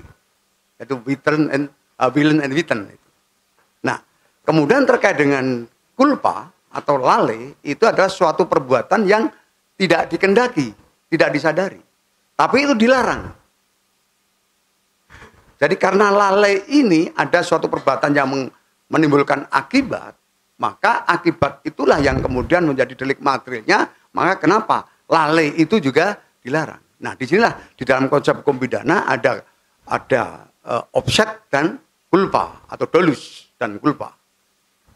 Nah, di sini dengan sengaja tidak selamanya dirumuskan ke dalam norma-norma atau pasal-pasal dalam KUHP, tidak selamanya dirumuskan. Tetapi di situ kalau tidak dirumuskan berarti tidak harus dibuktikan dengan sengajanya. Karena apa? Dengan segala perbuatan yang ada ini kecenderungannya adalah dilakukan dengan sengaja. Hanya beberapa hal saja yang karena lalainya. Nah, disinilah yang terkait dengan suatu konsep dolus dan culpa. Baik, masuk ke pasal 263 KUHP yang sedang kita dalami. Apakah pasal 263 KUHP itu masuk kategori delik yang dolus sehingga mens rea itu menjadi dasar pertanggungjawaban pidana bagi pelaku? Silakan. Jadi begini, untuk terkait dengan unsur pasal 263 KUHP ayat 1 khususnya, itu di situ memang kita baca rumusannya itu adalah merupakan unsur-unsur yang perbuatan membuat surat palsu atau memasukkan surat itu disengaja. Sengaja ya. Jadi dengan sadar dilakukan. Jadi di situ tidak memuat unsur culpa atau lalai. Jadi artinya harus sengaja. Baik. Sengaja, ya. Kami lanjutkan. Menarik tadi dalam konteks nulun delictun nulla una semper lege ponali ada satu unsur yang ahli sudah katakan tidak boleh ada analogi begitu. Artinya dalam hukum pidana tidak boleh ada analogi. Nah, dalam unsur 263 itu ada frasa atau redaksi yang menyatakan, saya baca lengkapnya dulu ya, izin ya Milas. Silakan. Barang siapa membuat surat palsu atau memalsukan surat yang dapat menimbulkan suatu hak, perikatan atau pembebasan hutang, atau yang diperuntukkan sebagai bukti daripada sesuatu hal dengan maksud untuk memakai atau menyuruh orang lain memakai surat tersebut seolah-olah isinya benar dan tidak dipalsu, diancam jika pemakaian tersebut dapat menimbulkan kerugian karena pemalsuan surat dengan pidana penjara paling lama 6 tahun. Ahli, izin kami ingin fokus pada redaksi atau frasa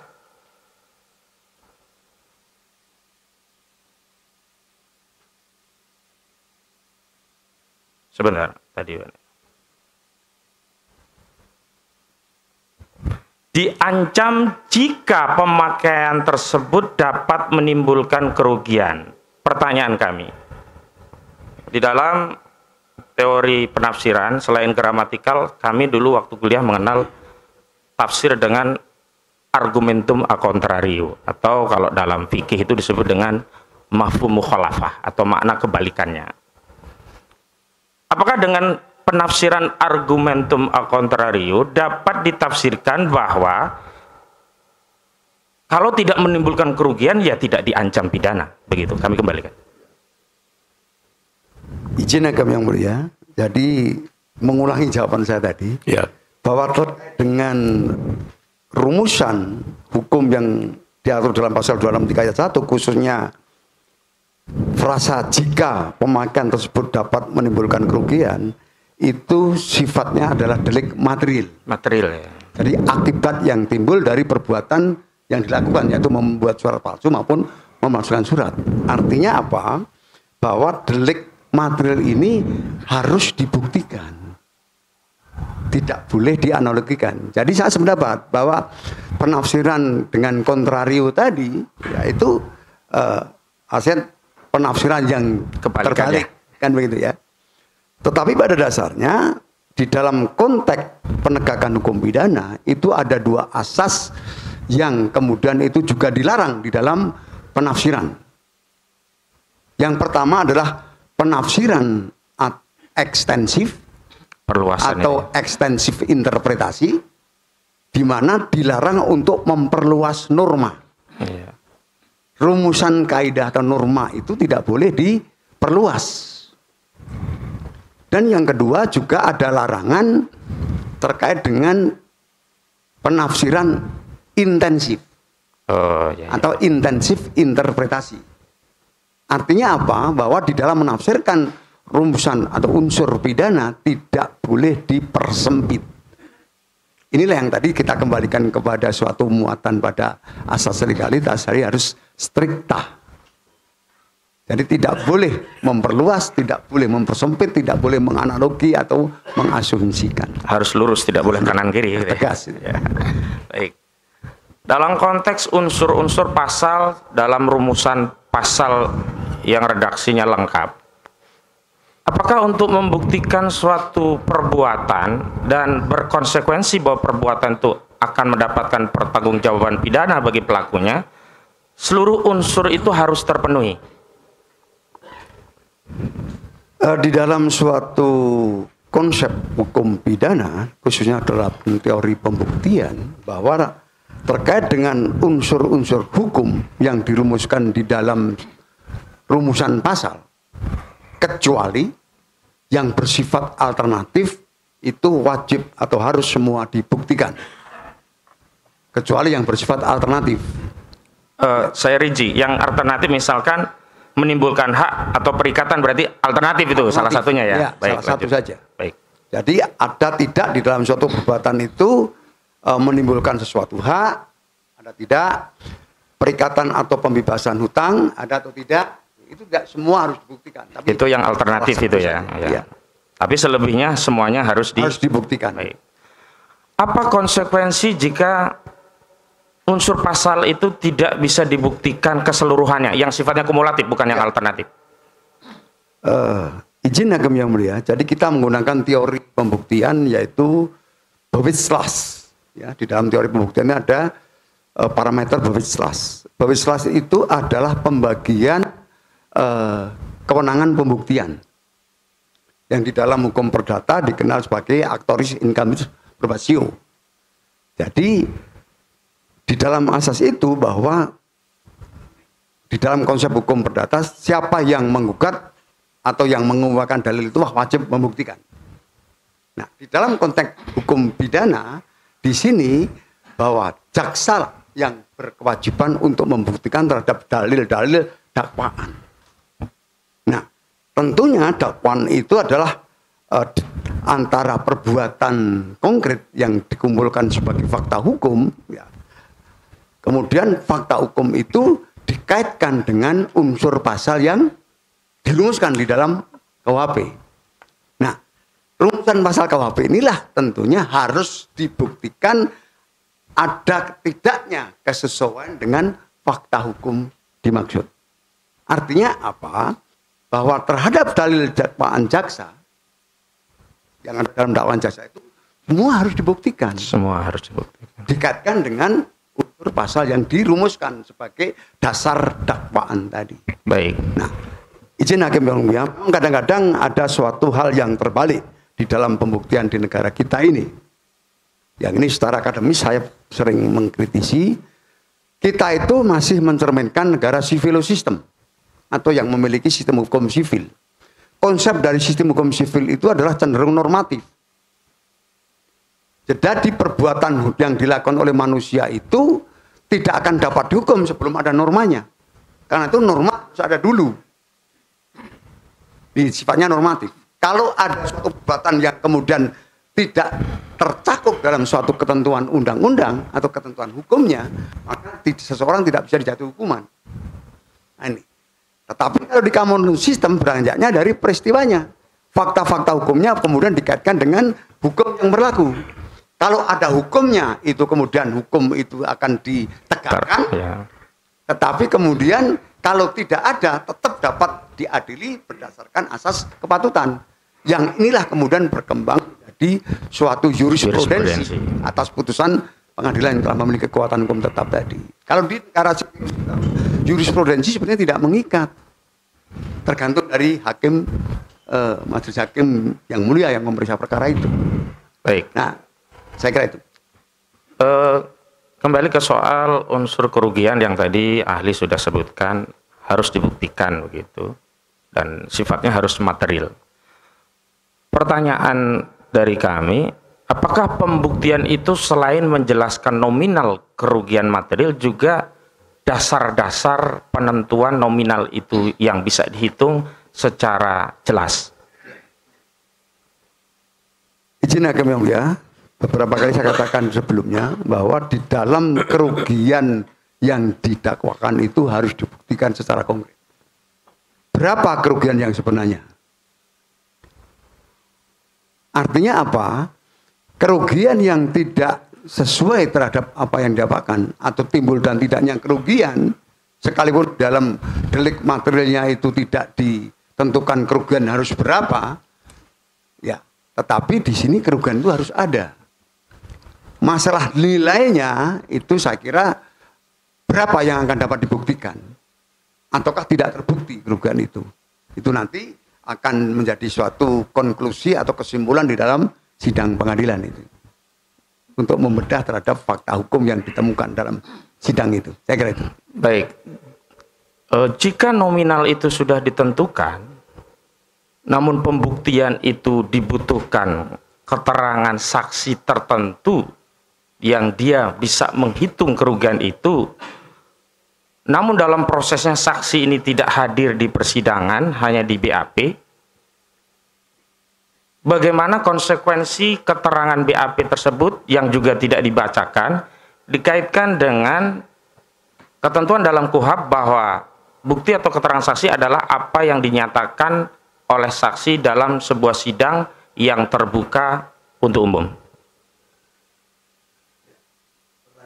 Tadi, apakah masih punya nilai pembuktian apa yang ada dalam BAP yang juga tidak dibacakan di dalam proses persidangan tentang dasar kerugian tadi, dan pada faktanya saksi yang didalilkan akan membuktikan nilai kerugian tadi tidak dihadirkan atau tidak hadir dalam persidangan.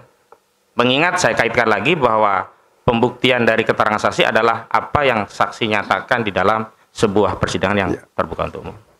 Izin kami mulia, yang disampaikan oleh kuasa hukum terdakwa ini terkait dengan pasal 184 ayat 1. Betul.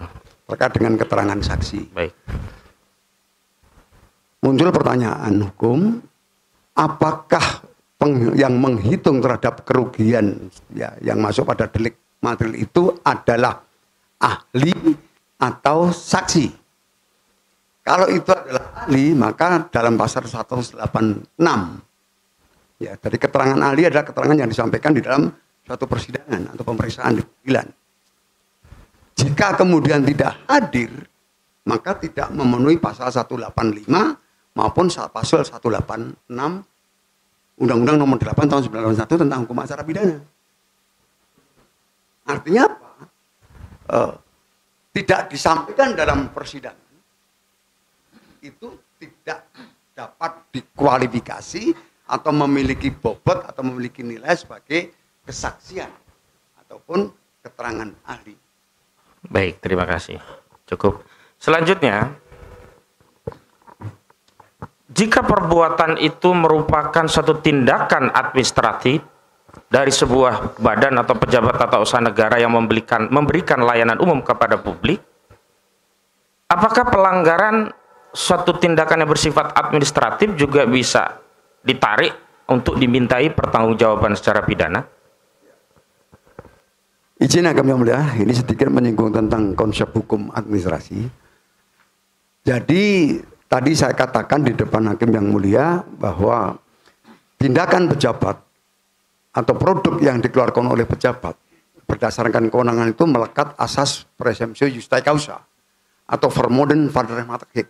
Artinya terhadap tindakan jabatan dan produk yang dikeluarkan oleh pejabat itu dianggap sah sebelum dibatalkan. Nah, bagaimana kemudian terkait dengan tindakan jabatan itu terkait juga atau dikaitkan dengan suatu konsekuensi yuridis terhadap tindakan jabatan. Ketika pejabat di dalam menjalankan kewenangan jabatan itu tidak terjadi maladministrasi, maka tanggung gugatnya adalah jabatannya. Tetapi kalau di dalam menjalankan kewenangan jabatan itu terjadi tindakan maladministrasi, di mana maladministrasi itu dicakup dalam pasal 17, 18 Undang-Undang Nomor 30 Tahun 2014 tentang administrasi pemerintahan. Di situ dikualifikasi sebagai penyalahgunaan wewenang. Penyalahgunaan wewenang itu adalah satu, melampaui batas wewenang, yang tiga, mencampur adukan wewenang, dan yang ketiga, bertindak sewenang-wenang. Ketika ada penyalahgunaan dari pejabat dalam menjalankan wewenang jabatannya, disinilah tanggung gugatnya beralih dari dari tanggung jawab jabatan menjadi tanggung jawab individu. Baik. Nah, karena itu ketika kita mengungkap terhadap suatu tanggung jawab jabatan dan individu, itu harus kita gali dulu ada tidak penyalahgunaan kewenangan yang dilakukan oleh pejabat dalam menjalankan wewenang dimaksud. Baik, saya sekarang ingin konkretkan pada sebuah peristiwa di mana masyarakat atau rakyat mendapatkan layanan administrasi dari badan atau pejabat TUN, dalam hal ini BPN. Dalam pendapat ahli yang lalu ditegaskan bahwa mengisi formulir itu hanyalah tindakan administratif, sehingga jika itu tidak bisa dilengkapi, konsekuensinya adalah administratif, yakni tidak mendapatkan layanan administratif dari badan pejabat TUN tersebut, bukan kemudian berkonsekuensi pidana. Pendapat ahli mengenai hal ini seperti apa?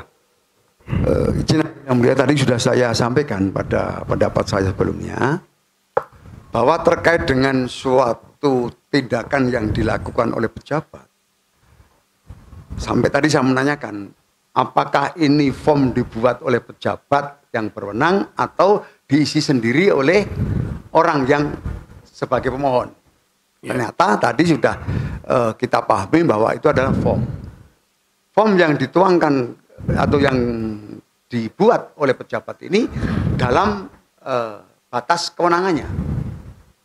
Karena itu sepanjang membuat form itu bagian dari syarat yang harus digunakan di dalam teknis pengurusan sertifikat, maka di sini pejabat itu tidak bisa kemudian mempertanggungjawabkan terhadap isian-isian yang salah, tetapi mempertanggungjawabkan terhadap form yang dibuat. Mempertanggungjawabkan form dibuat. Kalau form yang dibuat itu adalah kemudian menjadi suatu hal berakibat hukum, maka bagaimanapun juga ada suatu konsekuensi logis terkait dengan profesionalisme dari pejabat. Jadi ketidakhati-hatian atau ketidaktelitian di dalam suatu menilai atau membuat form. Itu yang nanti masih izin yang kami mulia. Jadi luas dan panjang untuk mengkaji itu. Jadi tidak bisa serta-merta terkait dengan itu. Jadi membutuhkan analisis yang panjang. Ya, ahli, saya masuk ke akhir begitu. Dalam proses hukum itu dikenal istilah putusan frispah dan onslah begitu. Mohon dijelaskan apa itu putusan bebas dan lepas itu. Ya. Izin hakim yang mulia, berdasarkan pengetahuan saya, putusan onslah itu adalah putusan pengadilan, ya, yang menyatakan bahwa suatu perbuatan yang dilakukan itu adalah merupakan perbuatan melawan hukum, tetapi bukan seperti yang didakwakan. Itu onslah. Tapi ada perbuatan melawan hukum. Ya, tapi kemudian kalau frispah itu tidak terbukti bersalah dan lepas dari segala tuntutan hukum. Itu frispah. Saya singkat. Artinya apa? Kalau onslah itu ada perbuatan melawan hukumnya, tapi bukan tindak pidana yang didakwakan. Tetapi kalau frispah itu tidak terbukti bersalah, karena itu lepas dari segala tuntutan hukum. Itu pengertian yang mendasar. Baik, selanjutnya saat dalam proses penyidikan hingga penuntutan, Selalu saja yang menjadi dasar peningkatan penyelidikan ke penyidikan itu dua alat bukti. Sebagaimana diatur KUHP di 184, tinggal alat bukti apa itu yang akan dihadirkan. Namun dalam konteks putusan, hakim tidak saja mendalilkan pada dua alat bukti tapi keyakinan. Nah, dalam konteks keyakinan ini kita mengenal asas in dubio pro reo. Artinya jika masih ragu, ya lebih baik lepaskan.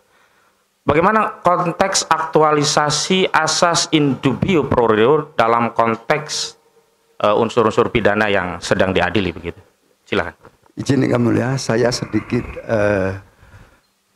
menyatakan terkait dengan berita acara yang dibuat oleh penyidik dalam konteks proses persidangan itu tidak bisa dijadikan sebagai alat bukti surat. Karena isi dari berita acara itu merupakan fakta hukum awal yang disusun diperoleh pada saat penyidik melakukan pemeriksaan. Dan itu nanti akan menjadi gugur karena apa? Fakta hukum yang terungkap di dalam suatu persidangan berbeda. Termasuk keterangan saksi yang disampaikan di pengadilan tidak menutup kemungkinan pada persidangan dicabut. Berbeda. Karena itu yang saya katakan bahwa berita acara pemeriksaan pada tingkat penyidikan adalah merupakan suatu keterangan awal. Dan di situ masih asas presumption of innocence, praduga tak bersalah. Sampai detik ini. Nah, karena itulah fakta-fakta hukum di dalam sidang inilah yang akan dijadikan dasar hakim yang mulia dalam memeriksa perkara ini untuk membangun suatu keyakinan. Karena apa? Hakim yang mulia ini mencari dua alat bukti yang sah yang kemudian akan dijadikan dasar untuk membangun keyakinan dan menentukan terdakwalah yang bersalah. Pasal 183 KUHP. Jadi di sini yang membangun dua alat bukti yang sah itu bukan kuasa hukum terdakwa, bukan jaksa penuntut umum, tapi hakim yang mulia yang memeriksa perkara. Dari dua alat bukti yang sah inilah kemudian akan digunakan dasar membangun keyakinan dan kemudian memutus perkara. Ya, baik, cukup, terima kasih Ali. Cukup Yang Mulia dari kami. Ya. Silakan. Kami ingatkan bukan jam yang sana jadi standar karena sana lebih dulu 10 menit. Ya, di sini yang menjadi standar ya. Sekarang pukul 11.30. Baik. Silakan mengajukan pertanyaan. Terima kasih, Majelis. Ali, mungkin pertanyaannya sedikit ya. Yang pertama pertanyaannya, keterangan saksi. Saya menghadap biar dengar. Oh bisa, iya, silakan ahli. Keterangan saksi dalam sebuah perkara pidana di dalam persidangan, yang dimana dia menyatakan bahwa dia dalam kepemilikan sebuah tanah, dia hanya dipinjamkan namanya saja. Dia hanya pinjam nama. Ya. Namun tanah tersebut adalah milik orang lain atau milik terdakwa. Nah, apa keterangan saksi dalam sidang pidana tersebut memiliki kekuatan hukum yang kemudian bisa dijadikan bukti untuk perkara-perkara lain? Mohon dijelaskan. Izin Hakim yang mulia, saya tidak akan mengkaji terkait dengan keabsahan dari apa yang dinyatakan oleh saksi. Masyarakat ya. Saksi dalam saksi. Saya tidak akan menilai itu, tapi saya akan memberikan suatu eksplanasi atau penjelasan terkait dengan hukum pertanahan di Indonesia. Sedikit saja karena saya kebetulan juga bagian dari hukum administrasi itu adalah tentang pertanahan. Di negara Indonesia ini pada dasarnya terkait dengan pertanahan tidak mengenal asas nomen atau nomini. Artinya apa? Istilah pinjam nama itu tidak berlaku. Tetapi di dalam peraturan pemerintah nomor 24 tahun 1997 tentang pendaftaran tanah, nama yang tercantum dalam sertifikat itulah yang dinyatakan sebagai pemilik hak atas tanah yang sah. Terlepas prosesnya bagaimana, uang yang digunakan membeli dari mana, dan itu hanya nama pinjaman, itu tidak akan menggugurkan terhadap nama yang ada dalam sertifikat. Itu singkatnya. Pertanyaan tadi, keterangan saksi di dalam persidangan pidana, apakah itu memiliki kekuatan hukum menurut ahli? Kalau kita berbicara pada pasal 185 KUHP, di situ jelaskan keterangan saksi adalah keterangan yang disampaikan di dalam suatu persidangan. Nah, ketika keterangan saksi itu adalah disampaikan di dalam persidangan, maka disitulah akan menjadi suatu alat bukti yang sah. Maka tadi saya katakan bahwa pada tingkat penyidikan itu masih keterangan awal itu. Tapi ketika hadir di persidangan di bawah sumpah, maka keterangan itulah akan dijadikan suatu dasar. Ya. Maka di dalam persidangan itu ada wanti-wanti atau jangan sampai memberikan keterangan bohong. Karena nanti akan memberikan keterangan palsu di bawah sumpah akan mengandung konsekuensi hukum pidana. Saya kira itu. Baik, cukup dari saya. Cukup? Ya, kita beralih ke terdakwa, namun ada. Ya, maaf, lambat angkat tangan. Boleh dong. Apa yang nggak bisa? Karena itu hak kan. Itu. Terima kasih. Ahli, dalam pasal 263 itu ada unsur seolah-olah asli. Nah, pertanyaan saya yang ingin saya tanyakan adalah seolah-olah asli itu kan mengandung arti bahwa surat itu bertentangan dengan keadaan yang sebenarnya. Surat itu bertentangan dengan keadaan yang sebenarnya, unsur seolah-olah asli. Nah, apakah perlu adanya orang yang menjadi terperdaya dengan digunakannya surat tersebut? Perlu tidak ada orang yang terperdaya? Kurang jelas. Gini, dalam 263 itu ada unsur seolah-olah asli. Nah, makna arti dari seolah-olah asli itu kan surat itu bertentangan dengan keadaan yang sebenarnya. Karena seolah-olah asli. Seolah-olah asli, jadi kalimat seolah-olah asli bertentangan dengan keadaan yang sebenarnya. Sampai situ dulu frasanya. Lanjut. Ya. Nah, apakah perlu ada orang yang terperdaya dengan digunakannya surat tersebut? Ya, terperdaya. Terperdaya. Terzalimi lah, kita pakai istilah terzalimi. Ya, kita pakai istilah terzalimi ya. Terzalimi. Apakah butuh orang yang harus ada orang yang terzalimi atau terpedaya? Kaitan dengan frasa tadi, ya silakan. Ya, izin Hakim yang mulia, konsep seolah-olah asli itu sebenarnya lahir dari pelaku yang menggunakan surat-surat itu dianggapnya ini asli, diyakini ini asli. Iya. Tapi kemudian digunakan. Dari penggunaan itu orang lain akan menjadi sama dengan anggapan dari pelaku itu. Iya. Ini yang maksud seolah-olah. Jadi artinya apa? Anggapan ataupun suatu hal yang diakui asli ini adalah atas pengakuan si pelaku, bukan pengakuan orang lain. Pengakuan pelaku. Jadi yang menyatakan seolah-olah asli itu adalah pelaku. Jadi pada saat menggunakan ini seolah-olah ini asli. Nah, orang lain ada suatu konsep. Orang lain itu akan menjadi percaya bahwa itu asli atau akan sebaliknya menjadi tidak percaya. Ya, jadi tidak harus wajib ada orang yang terzalimi atau tidak wajib. Tidak wajib terzalimi. Itu jawabannya. Kalau kita penggal frasa seolah-olah itu saja. Iya. Itu jawabannya. Ada lagi? Ada lagi yang mulia. Iya, silakan. Dari tadi kan Ali menjelaskan soal azas hukum, mengutarakan beberapa asas hukum. Ya. Pertanyaan saya, seberapa penting asas hukum itu dalam praktek peradilan? Bagaimana konsekuensinya apabila asas hukum itu diabaikan dalam penegakan hukum? Izin Hakim mulia, saya tidak akan beranjak dari pengertian asas nanti kuliah tentang. Iya, enggak itu. Dari hukum ya. Seberapa? Jadi, kita beranjak dari bahwa asas ini adalah memiliki suatu kekuatan bahwa di dalam menegakkan hukum itu harus berpedoman pada asas. Karena apa? Yang diterapkan itu adalah pada tataran dogmatik hukum. Asas-asas itu ada pada tataran teori hukum. Dan masih ada tingkatan lagi yang disebut filosofi hukum. Nah, asas-asas inilah sebenarnya tidak ada di dalam norma, tetapi ada di balik norma. Ada di balik norma.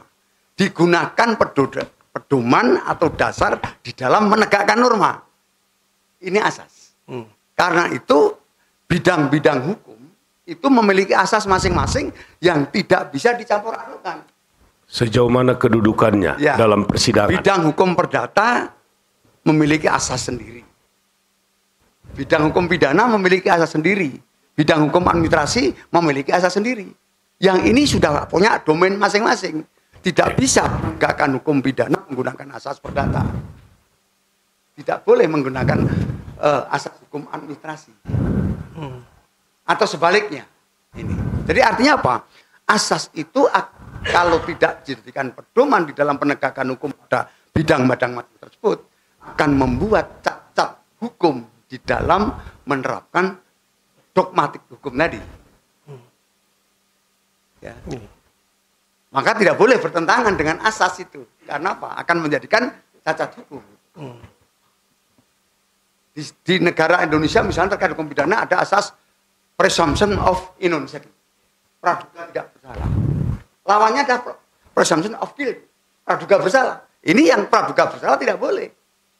Karena asas yang berlaku adalah asas praduga tidak bersalah.